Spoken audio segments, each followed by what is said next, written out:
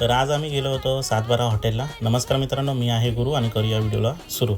2 दिवस सुट्टी होती म्हणून मग ठरवलं की आपण जाऊया लोणावळ्याला। जाताना इथे आम्हाला भेटले हे बालपणीचे मित्र, त्यांच्याबरोबर मस्ती करत आम्ही पोहोचलो खोपोलीला।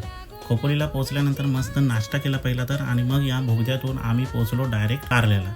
जेव्हा आम्हाला सुट्टी असते तेव्हा आम्ही इकडे नक्की जातो। इथे वरती गेल्यानंतर मला तर खूप मनाला शांती भेटते, खूप छान वाटतं इथे। मग आम्ही एकविराईचं दर्शन घेतलं आणि आम्ही पोहोचलो 7/12 हॉटेलला पेटूरामला खुश करण्यासाठी। इथे आल्यानंतर वाईब्स तर येत होती भाई, मस्त वाटलं। आतमध्ये गेलो, ऑर्डर केली आणि ऑर्डर केल्यानंतर थोड्या वेळात इथे मस्तपैकी छानसं जेवण आमच्या समोर आलं। पण जे घाटी आहेत कोल्हापूर साईडचे आमच्यासारखे, त्यांच्यासाठी हे जेवण काही नवीन नाही आहे। आपल्याकडे असं जेवण बनतं।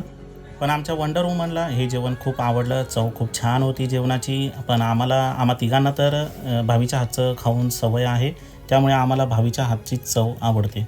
बाकी कंप्लेंट येत होती की आवाज क्लिअर येत नाही।